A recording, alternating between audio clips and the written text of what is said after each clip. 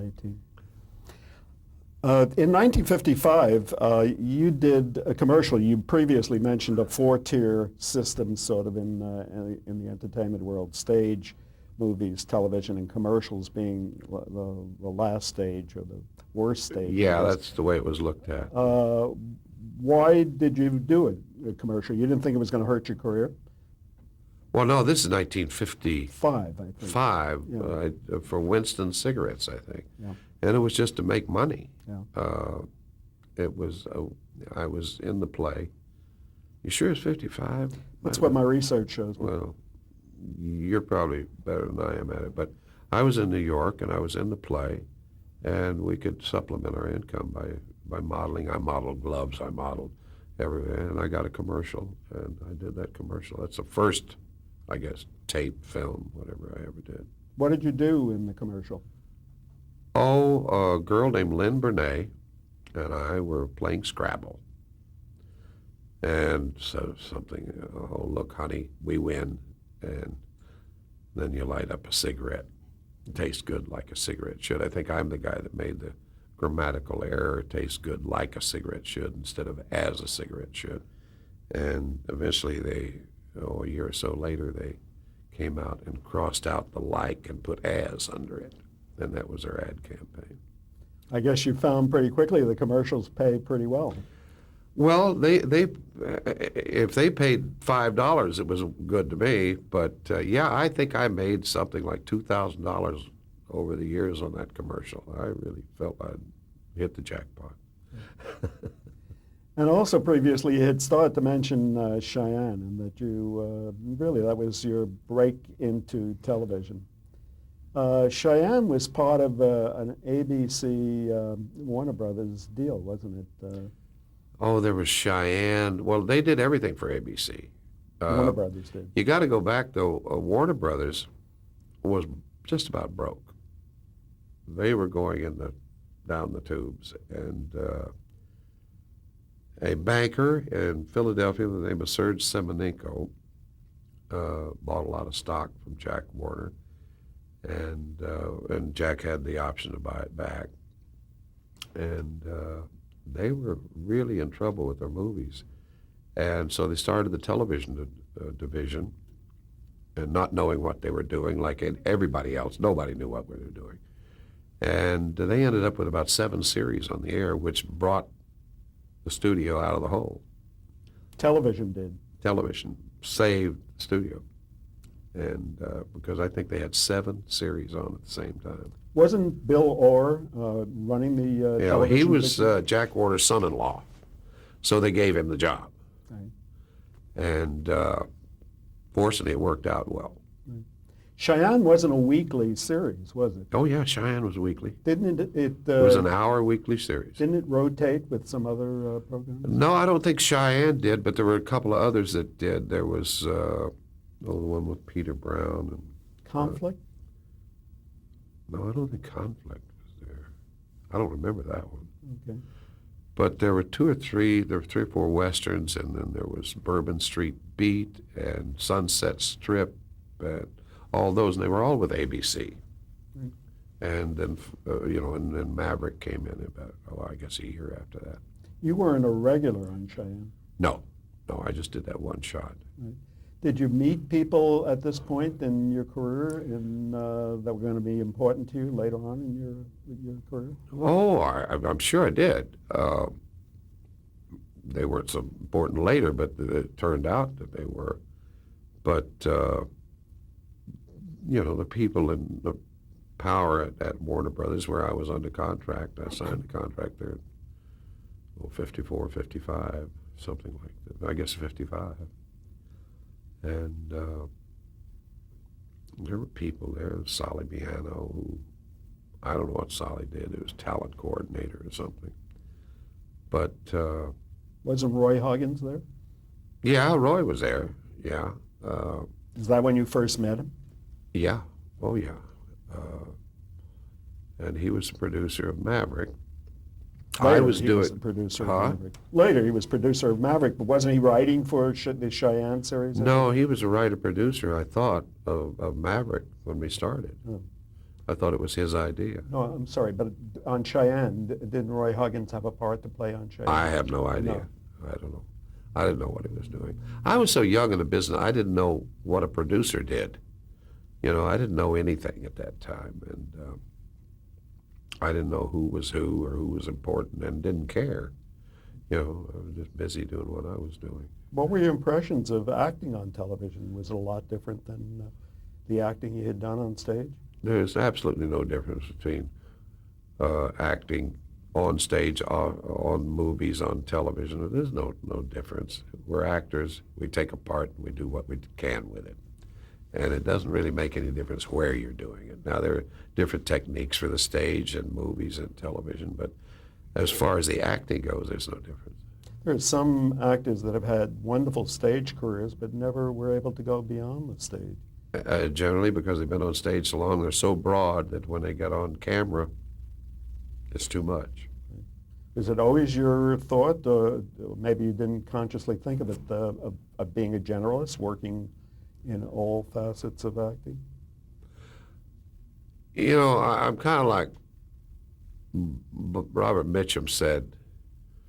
He said, I haven't really done anything to change anything. I'm just here, and I just do the best I can with whatever comes my way, and that's about the way I've always been. If it came my way, I did the best I could, and I've never been that ambitious. I never, you know, went out to seek jobs. They either came my way or I didn't work. Even before Maverick, didn't you make your debut in motion pictures, Towards the Unknown, in 1956? Well, yeah. I being under contract at the studio, they put me in Toward the Unknown. I was in The Girl He Left Behind. I was a character actor, you know, did a part in that. Sayonara. Yeah, I was in Sayonara when they looked at every actor in Hollywood to do Maverick, and I was in Japan, and they looked at the dailies and said, hey, we got him under contract, let's use him. And that was the brilliant decision that they found me. They discovered me. I was there all the time, and they looked at every other actor and finally said, well, we got him for $150 a week, use him. Maybe we should explain to people who don't know the studio system at that time, what did it mean to be under contract to a studio? Well, they have a pool of young actors and actresses, and they would just assign them different, you know, movies here and a piece there and a part over here, and if you got lucky, you starred in a movie, and if it hit, if you did well in the movie or it was a big success, then you could move one up. Otherwise, out. It was kind of like, I remember I made Jack Warner very angry once, and this is about the second year in Maverick. I think it was Time magazine asked me what it was like to be under contract to Warner's, and I said it was kind of like a piece of meat in a smokehouse, and they want to sell some. They go out and take it off the hook, hack it off, sell it, hang it back up on the hook. And that's the way you kind of felt being under contract to a studio. And as a reward for that, you had some sort of security in that you knew you had a regular salary coming in? Yeah, you had a regular salary. It wasn't much of anything. When I was starring in Maverick, I made $500 a week. That's the first year. I made $600 the second year. Then they offered me another, I don't know, 2 or 3 years on the contract, and I got $12.50 a week the last year. Of course, it was beating the opposition, and they were making $25,000 a week, but Ed Sullivan and Steve Allen, all of it, and we were beating them in the ratings. Again, before going to Maverick, being in Japan, working with people like Marlon Brando on sets, Sayonara, how did a kid from Norman, Oklahoma feel about that? Well, I was frightened, as a matter of fact. I had, as I say, I'd done a couple of 3 pictures, you know, not too much excitement. And my first scene was with Marlon in the back of a taxi cab. And I'm sitting there, my hands are sweating, and I'm sweating. And he said, what's the matter? And I said, I'm scared to death. And he said, why? I said, this is the first good motion picture I've ever been in. And I said, I'm a little scared. And Marlon was wonderful. He said, hey, you got any problems? He said, tell me, we'll work them out. You know, and Marlon was really good to me. And we ended up improvising a lot of scenes in Sayonara, mostly Marlon, not me, but I went along with it. And I got along very well with Marlon and with the rest of the cast and crew, and it was a good experience. But while I was over there, as I say, they saw the dailies, and when I finished, they said, the studio told them, the company, when I finished with what I had to do over there, send me home immediately. So I went home, did the pilot for Maverick, and then went back, when the company came back to California, and finished the movie, Sayonara. It was Maverick a creation of Roy Huggins? As far as I know, yeah. What sort of fellow was Roy Huggins at that time? Oh, Roy was a nice enough guy, but Roy was tough to deal with in that he had his opinion and there were no others. And, you know, he was right a lot. I mean, Roy had his finger on the pulse of television at that time. Almost everything he did was a success. And, but Roy didn't have, well, I don't know how to say this, but his talent was television. It was not features. And I don't know why that is. Maybe the depth or the lack of it, of what we were doing wasn't motion picture material. You need bigger, broader, whatever. And I think Roy's scope wasn't that wide, but boy, he knew television. He certainly had impressive credits. Oh, absolutely. He was a huge success. The Fugitive, Run for Your Life, Yeah. among others. Yeah. When you first read the role of Brett Maverick, did you take to it immediately? Oh, I understood it right off the bat, yeah. But you have to understand the first 3 episodes were pretty straight. The first episode, I think, was a remake of an Errol Flynn picture called Red Mountain. And where a lot of these scripts came from were old movie scripts. But that picture didn't have a lot of humor in it. And Bud Bedecker was the director. And he and I were sticking our tongue in our cheek. And, you know, if they said they went that way, they said, what? You know, and we started injecting more humor in it, particularly Bud, and I went along with it, and it worked very well. And Roy picked up on it like that. And then after the 3rd script, things got more amusing and more amusing. Did the audience begin to respond in greater numbers as you began to use this kind of I approach? think in 8 or 9 weeks, we were probably ranked #1 in television. Maverick, as a word, has a very special connotation. Are you a maverick? Oh, yeah, I'm a maverick, always have been, So which this, is a bit of a rebel. yeah. So this role fit you very well. Yeah, I understood this role. And you brought a certain part of your personality to it, an understated sense of humor. Yeah, well, I don't know how much is me and how much is written and whatever, but like I say, I just take what's given me and do the best I can with it.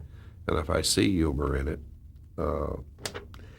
there's a difference between humor and comedy. I don't do comedy, I do humor. Comedy is, to me, is slapstick and making faces and doing all kinds of things, but humor is the understanding of a joke or a situation. Not taking yourself too seriously. No, I've never taken myself seriously. Maverick had a single sponsor at first, did it? It had Kaiser Aluminum How sponsored did the that whole come thing. about? It's kind of a strange combination. Well, I don't know. Was it Henry J. Kaiser? Yeah. Mr. Kaiser made the deal. He wanted it. They showed him the pilot. He wanted it. And So he made a deal, and I understand he made a pretty tough deal. The dealings, as I recall, and I could be wrong, it went on 2 or 3 days in the Beverly Hills Hotel, I think. And Henry Kaiser did business. He didn't go in clawing like a tiger. He went in like an elephant. And he'd lean on you and lean on you until he crushed you. And that's what he was doing in the hotel. He was just working on him. Then he'd go out and leave it to his associates to deal with the studio people. And he'd go take a nap and relax, and while those other people are working their buns off, you know.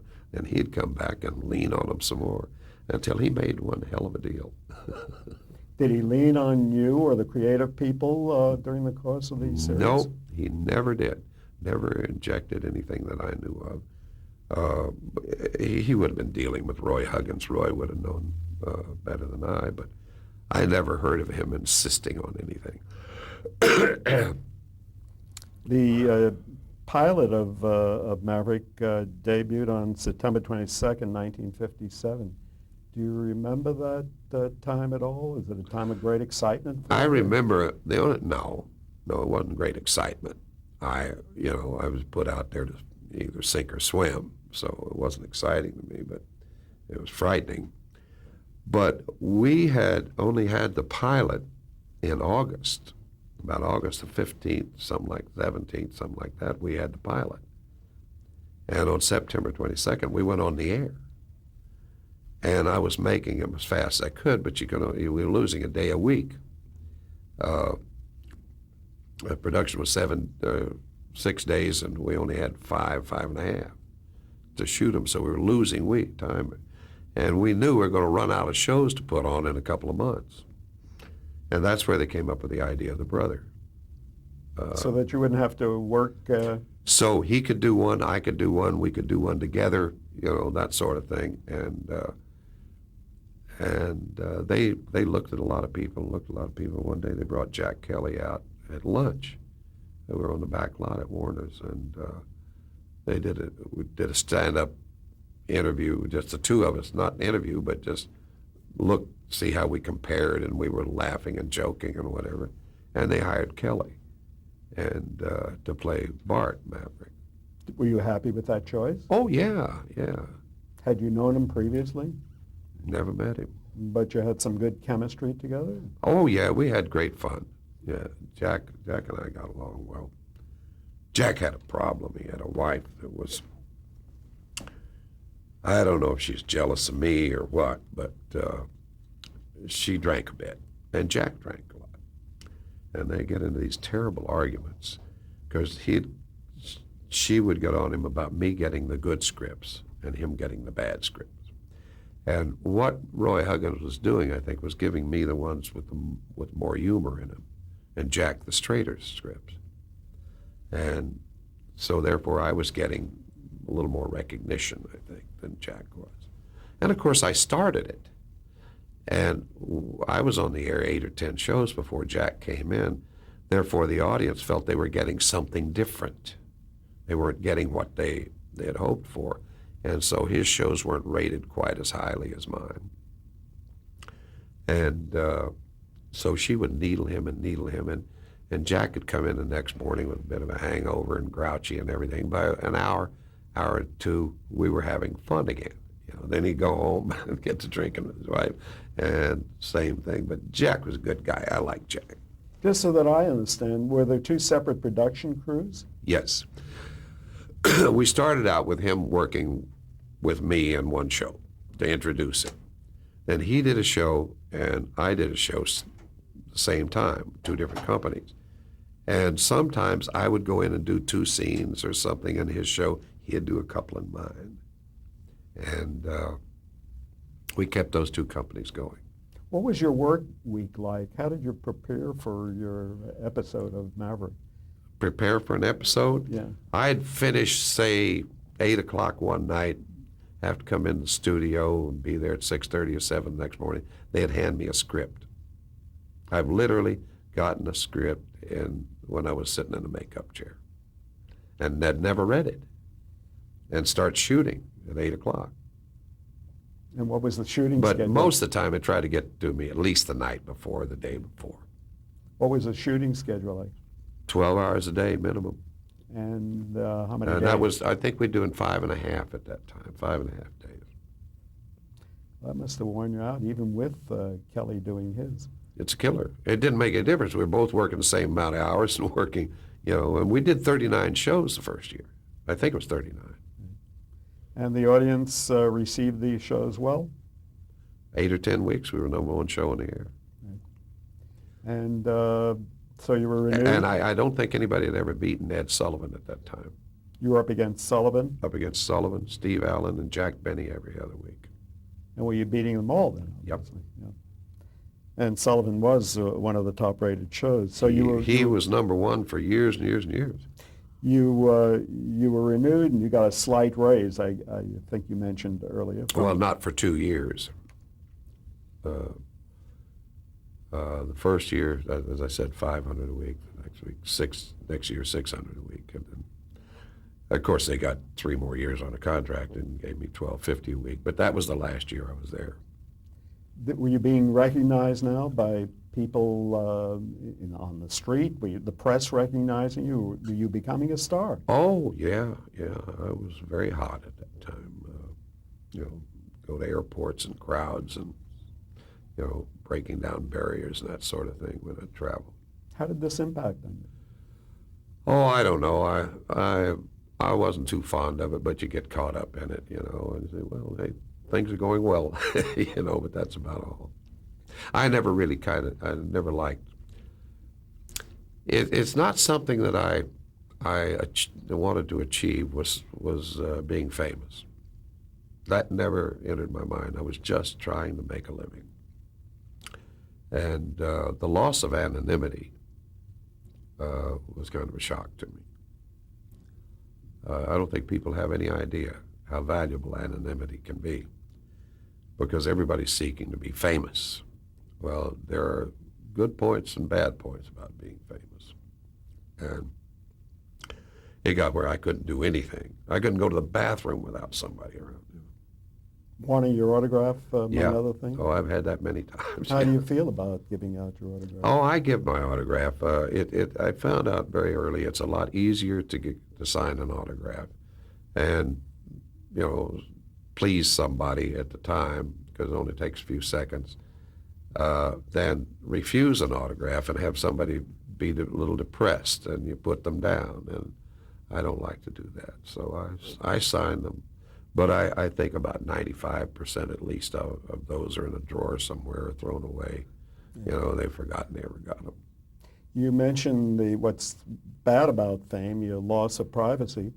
What's great about fame? Oh, you get priority treatment in restaurants. People are pretty good to you, really.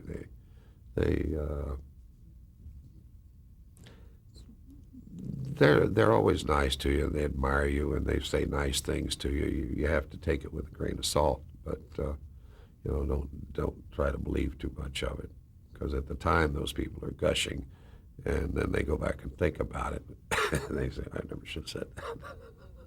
Well, if you went, and you probably have, gone to Europe or Asia, is your fame known there?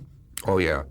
That was a surprise to me. About 1981, I went on a little trip. I just wanted to get away from the business and everything, and a friend of mine was doing some business in the oil business. I was partner with him, and we flew on a private plane to Geneva, Sri Lanka, Singapore, Bangkok, back to Cairo, and then home. And when I got to Sri Lanka, the customs people came out on the plane when we hit the ground, and what they wanted was my autograph. And I didn't have a clue anybody in Sri Lanka knew who I was. And then Singapore was pretty much the same way. In Bangkok, I was the hottest thing on television and didn't know it. And this is in '81, and then I'd been there in '67, and it was. Maverick was on television then, and it was still on in '81, and they still loved it. I was as big as John Wayne in Thailand, and I had no idea they had a clue. I don't think in foreign terms. I think of only in America about the work I do. I know it appeals to Americans, and I had no idea it would appeal to anybody else in the world. Well, if America, all America experienced a mental block and they didn't know who you were, would that make you happy at this point? Would you like? Yeah. Really? Yeah, that'd be all right. That wouldn't bother me a bit, as long as I'm still working. Let me establish, because I haven't, where was Maverick shot? Where did you produce this? On the back lot at Warner Brothers. I think we went off the lot about 3 days, 3 years. Okay. Everything was right there on the stage of the back lot. Was it a physical show for you? Yeah, a lot of fist fights, a lot of, and there was some riding and whatever. Not heavy riding, but we did some horsebacking, and but a lot of fist fights, and those are physically tough on you. Did you have excellent directors and writers on that show? Some. You would care to mention some of those? Well, of course, I told you about Dick Bear, and Dick did some, and oh my goodness. You know, I remember the bad ones more than I remember the good ones. I shouldn't say this, but we had a guy who was just crazy. And he directed a lot of them. And he would pull his hair and beat the camera and just scream and carry on. And if I once told him a joke, and he went, "Don't do that, Jim. We don't have time for that. We're behind," you know, and he was always screaming and carrying on. And I finally went to the studio and I said, "I can't work with this guy anymore." I said, "He's just driving me and everybody else crazy." And they said, "You got to stand in line." All the other guys on all the other series had already refused. But he kept working. He'd worked for minimum, that's why. Wasn't Marion Hargrove one of your writers? Marion was one of the writers, and it was a wonderful writer. See, I think that's the secret to any of them, is not so much in a television show. The directors have to be good, competent directors, yes, but it's the writing that's going to do it. And that's to Roy Huggins' credit. He hired wonderful writers, and Marion was one of the best. He was always putting little digs in there to me, you know, in the script. And I remember once he wrote, and Maverick turns his beady little eyes to the camera. And research people called him and said, "You can't refer to the star as beady-eyed." He said, "I know, Garner, he's beady-eyed. Leave it in." You know? But no, we had some wonderful writers in those days. And don't ask me to name all of them, because it's been Dean. Oh, I can't remember Doug the Hayes. name. Doug was wonderful. And Doug was a wonderful writer, and he directed somebody. He directed best on scripts he wrote. But doing other people's scripts, he wasn't that good a director. We have to pause here. Okay. I have to get